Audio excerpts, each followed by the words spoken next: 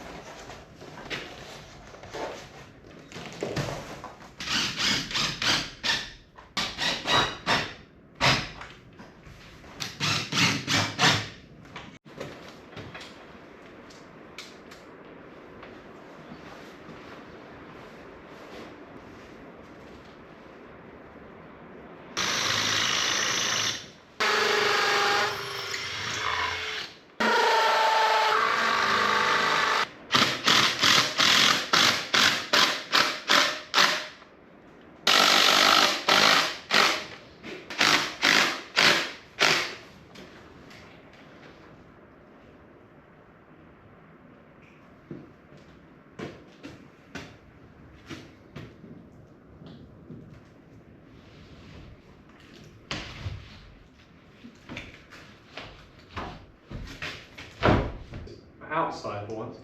Yeah. So again, it's one of them things. You're great having someone else to help lift.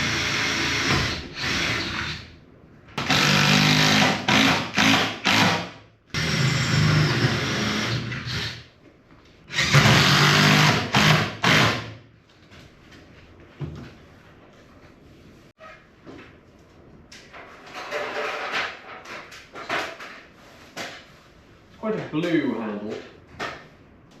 Well, it's supposed to be black. I'm sure it's looking blue. Maybe it's just this light. It does look a bit blue in comparison to the black door. We'll look at it in the daylight tomorrow. We'll see what the viewers think. Not the best light in here, but there's that, but more blue than this. It's supposed to have this aged effect, but look, that just looks straight up blue. Feels nice, but not sure that's what we've ordered. And if it is what we've ordered, then they need to change their description.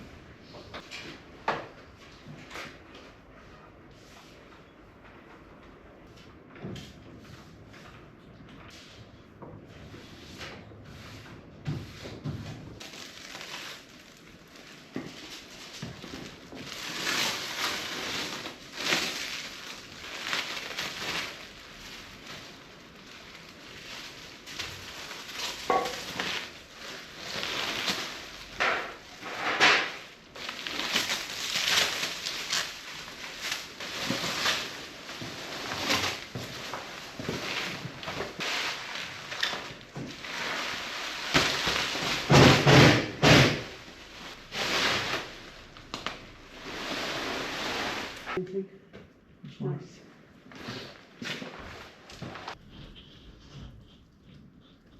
Very good.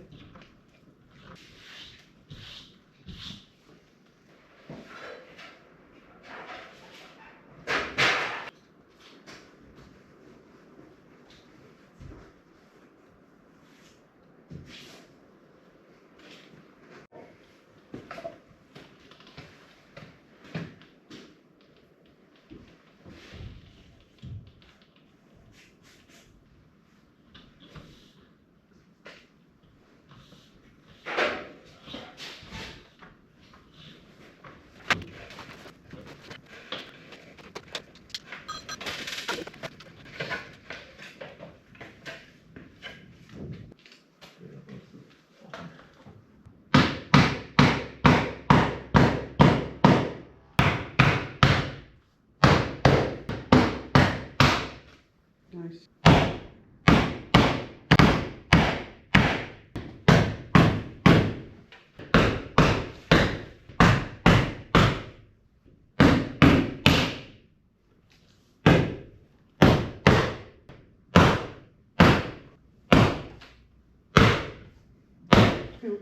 Should be smooth. Bit of a hinge adjustment on that front. I'll go remove the tape. Nice. Well, there we have it, people. Front door installed. Still got to do the trickle vents at the top, foaming around the outside, and some silicone, but that is basically it. Oh, and I've got to adjust the hinges. It's not closing quite right, but Mom's been working on insulation in her bedroom. I think it's looking quite smart for a UPVC door. Mum has been doing great work in here, getting all the taping done. She also hammered in the anchor straps that come up there, and there, and there. Still that one to hammer in, but it's not relevant for the insulation. Look at all that taping.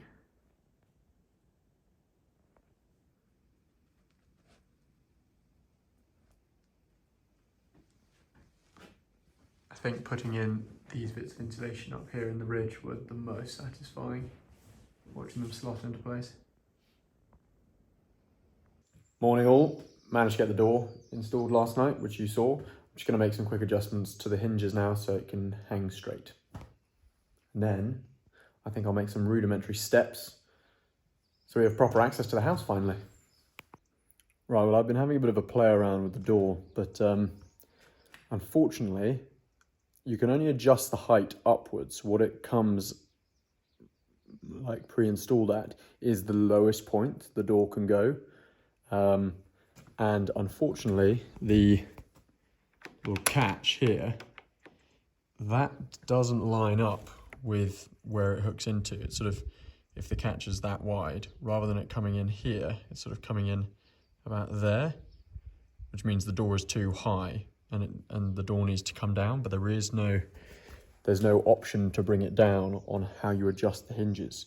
So I'm pretty sure this is a minor flaw on the manufacturer's part. So what I'm gonna do is, I don't think I can make any adjustments on here in terms of where this all sits, because obviously it's all attached to the railing, and the railing is kind of integral to the door. I obviously couldn't move the whole railing up because yeah, that would, for obvious reasons, that would get in the way. But what I think I can move is all of this, because obviously this is integrated, so this can move in and out. But yeah, there's no option to move it up and down other than, annoyingly, I think, unscrewing all of these screws, which just go, I presume, into the frame. That would make the most sense. And re-drilling and re-screwing once I position this up a little bit so that it lines up with the catch. Because, I mean, the door seems to be seating up against the frame nicely. From what I can see, all the seals look like they're fully closed. It's just that rail has been installed a little bit too low. So yeah, I'm going to have a play around with that now and see if that is actually the problem. Fingers crossed I get it right. So yeah, I don't know if you can make that out, but I've just done a little mark on where this catch obviously comes to, and then where the catch on the door comes to. It comes just there, so we're best part of a centimetre, probably just over, out of whack. So I'm gonna, yeah, try and do the adjustment now and see if that makes any difference. If it doesn't, then it's call the door company. Okay, well, I've taken it off now, but unfortunately, there are these little areas that they've chased out with, I presume, some sort of router. And that's just so that you can accommodate where the locking mechanisms slot in. So those pockets obviously go into these locations. And as you can see, this mechanism is then attached above and below where these pockets are. So below and above. And so if I were to chase out a bit more, I'd be cutting through obviously those screw holes, and then I'd be having to do 2 new ones. But then the lower 2 moving off about a centimetre, they wouldn't really be going into anything. And so if I was wanting to bodge this job, sure, I would do that. But I don't want to. And so I'm not really sure what my options are at this point. I'm going to give the door manufacturers a call. Hopefully this can be resolved somehow. I just wanted to mention, this might end up being a little bit of a rant for a minute, so I do apologise. Feel free to skip past this.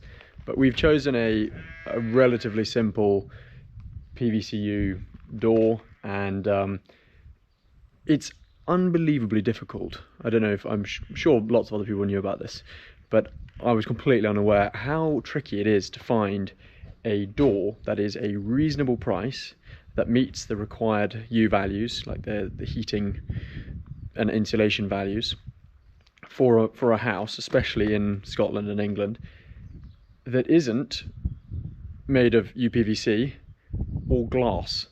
It's nigh on impossible.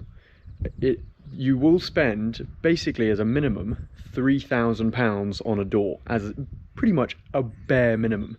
If you're trying to meet a U rating or a U value of 1.4, you're going to end up with a glass door or a UPVC door. So from our perspective, we're trying to make a dwelling here that is sort of rustic and in keeping to sort of the local aesthetic and the buildings that were kind of originally here. So we're trying to go for, in most cases, natural materials.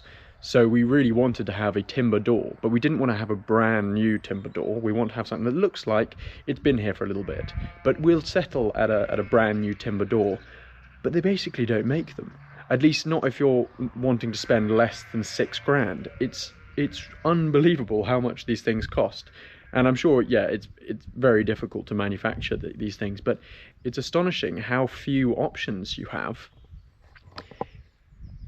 if you aren't able to go down the option of a bespoke door. Basically, if you're wanting to have something that is just a wooden door. I mean, doors have been made out of wood for ages, regardless of the fact that they're not that good at insulating, and hence why you can't have them.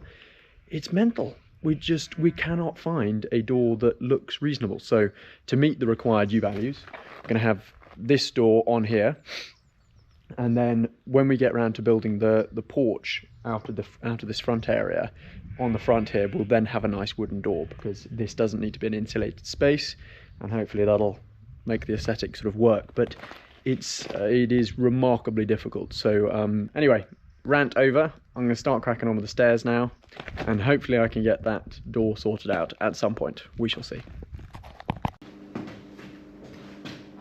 Which? Your side. Oh, okay, yes.